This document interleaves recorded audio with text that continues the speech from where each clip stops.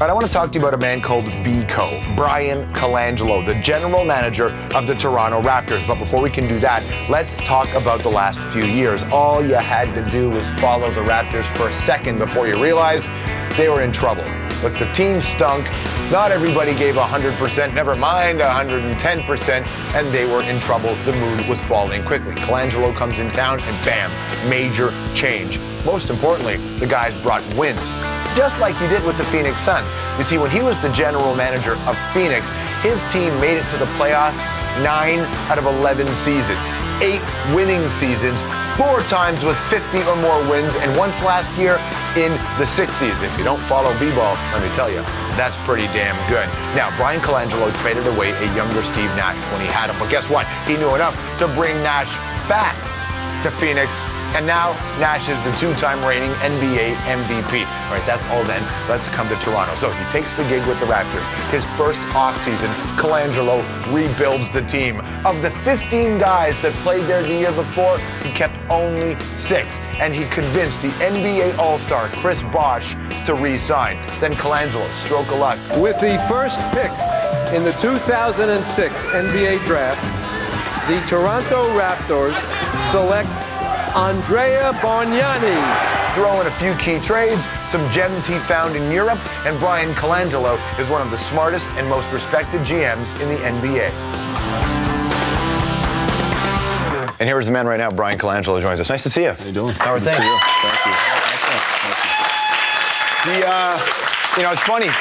Watching you come into the building and watch people talk to you and the reaction you get, it must be weird for you right now because you get a lot of, thank you very much, thank you for doing it. Are they getting a lot of that? Have you noticed that? You know, I think people are excited in town, and to be part of something growing and building, it's nice, it's gratifying. It's one of the reasons, having looked at this opportunity, I decided to come here, but it's a little unusual. I might be more recognizable here in Toronto than I was in Phoenix, and I had been there for, at least 15 years. So you were in the playoffs for 9 of those years, weren't you? It was incredible. Expectations got pretty high there, and first round and out was not something people were too happy with. But we're trying to build something here. I think we're starting in the right direction, and we really, truly do have an opportunity to be Canada's team when you start talking about basketball and growth in the industry. It seems that Raptor fans are growing very quickly, and it's across the board. How did it happen? When rumors started to circulate that you were going to come and work for Toronto,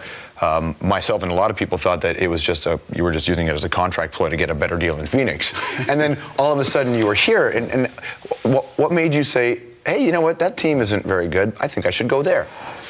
Looked at it a number of ways, but this was a great opportunity for me to experience some personal and professional growth outside of something that I had been accustomed to. I'd been working in a family organization for some time. It was obviously a group of partners working with Jerry, my father, in Phoenix, but I felt like it was time. When you looked at this team when you first got here, were the Raptors as bad as their record, or were they a better team that just missed a couple breaks?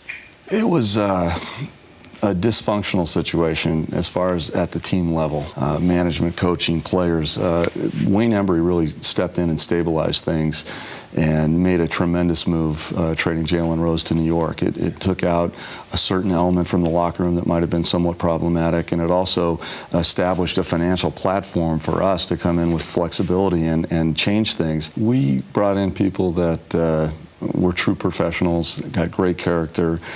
You can't win with 12 Boy Scouts out there, but you find the right blend of talent and character, and you can overcome certain deficiencies that you might have talent-wise. And I think that what you've seen this year is a group of 9 new faces coming together with the core that was in place. Really blending together because they've all come a different way. They appreciate the opportunity they have here. Most people don't keep a coach when they come in. They certainly don't keep a coach when there's a bad season before that, but you made a decision to keep the coach.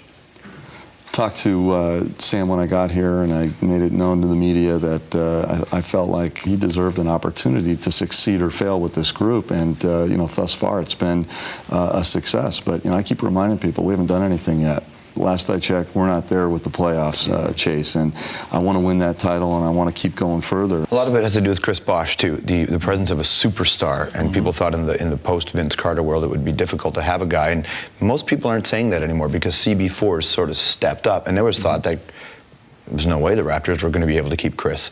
with the way things were going. Yeah. Spent a lot of time with Chris talking about that very shift in attitude and things that I had in my mind in terms of what I'd like to do with this franchise. I think what was appealing to Chris Bosh, again being the selfless guy that he is feeling like he was part of something special, and also realizing that he's young, but he was being given a tremendous opportunity to be the true face of an organization. And once he made the commitment to stay here in Toronto, now the credibility is established. Now that feeling that we weren't able to keep our star players is certainly something that's gone away. We kept TJ Ford shortly after we acquired him in a trade with the contract extension there. So I think things have gone appropriately there, and we've made that shift as well. The NBA spent a lot of time protecting their image, their brand, working in communities. There's a certain social responsibility that it's always seemed to be, certainly in the David Stern era, be very important for this team. Is it big for the Raptors too, I suggest? Absolutely. Talk about character. You want to go to bed at night and not worry about the phone ringing, having something happen. I've been in both situations. I've had great teams. I've had teams with a lot of problems. We've got a locker room that is tremendous across the board. But in terms of what our social responsibility is, giving back to the community through the Raptors Foundation, through just corporate donations, through Maple Leaf Sports and Entertainment, all the things that we do helping at-risk youth in this community and across Canada is something that we feel is obviously our responsibility, but it's something that you have fun doing. And the NBA follows up, obviously, with all their initiatives. NBA Cares is something that is very big across the industry, and it's something, again, that we take a lot of pride in. But it's also all the other things that you don't see. It's the player appearances. It's not just the checks that are being written. And you look at a guy like Chris Bosh just immediately committing to $1 million to charity when I asked him to do that as part of his contract extension. It shows you what kind of guy he is. It's his money, right? It is his money, absolutely. So we've got the right things happening. We've got the right approach and attitude, and there's no other way to go about it. This is not an entitlement situation. This is about an opportunity that we are a platform. We want to take advantage of that opportunity to make things better here in this community. And before we wrap up here, I have to ask you this, and I want to ask you this. Steve Nash is having a better year statistically this year than he has had the 2 previous years that he won the MVP, which seems almost impossible. Yeah. What's going on with Steve Nash? I don't know who can beat him this year. As a basketball player, he's just incredible, and the reason he keeps getting better is because of the type of work that he puts in to maintaining his physical stature. He's got some issues physically, but he seems to overcome them every year because he puts the kind of time in and the work.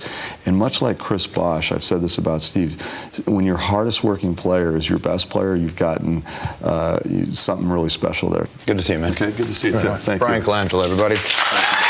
All right, stick around. There's an awful lot more to come on the hour. Look at this.